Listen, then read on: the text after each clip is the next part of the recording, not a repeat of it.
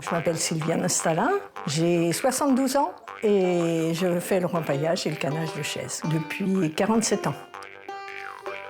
Paillage, canage, un vocabulaire un peu oublié pour désigner des techniques de confection d'assises et dossiers en fibres naturelles vieilles de plusieurs siècles.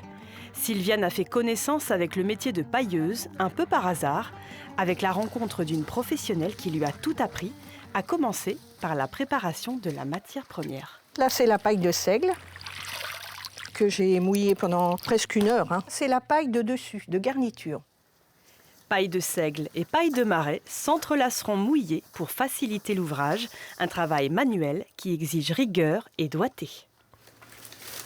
Et je récupère un grand brin de paille de seigle que j'ouvre avec le pouce, comme ça, et je le place entre le tauron, de manière à enrober le lien de paille de marais. Et le lien continue toujours. Donc ça fait 1 épaisseur, 2 épaisseurs et 3 épaisseurs. Je suis à peu près sûre qu'il m'a fallu presque 1 an pour faire une chaise correcte. De 2 jours de travail à ses débuts, Sylviane est passée à 7 heures pour terminer une chaise. Et là, tout va reprendre sa place. Et en séchant, si vous voulez, il ne va plus rebouger. À l'origine, développé dans les zones rurales où la matière première est abondante, le siège paillé se répand dans toutes les classes sociales et prend des allures plus raffinées. Le rotin remplace le seigle et le canage fait son entrée à la cour de Louis XV. Ici encore, adresse et précision à l'aide cette fois d'un simple accessoire fait maison. Un tire-fil, tout simplement.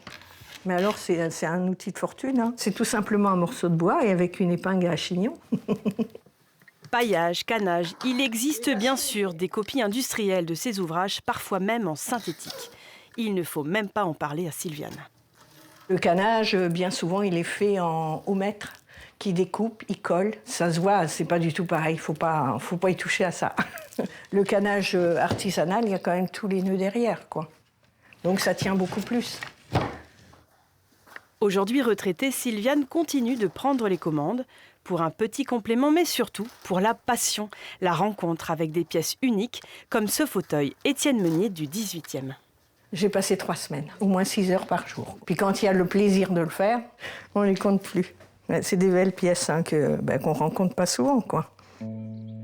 Difficile d'évaluer le nombre de meubles passés entre les mains de l'artisane en presque 50 ans de métier. Alors là, c'est un prie-dieu, c'est un Louis-Philippe. Alors ça, c'est un bidet. J'ai refait le canage, tout le canage dessus, je l'ai teinté. Puis ça fait une petite décoration au bout d'un lit, quoi. C'est mignon comme tout, j'adore. Je suis amoureuse de mes pièces. Des noces d'or avec son travail que Sylviane compte bien fêter en 2026.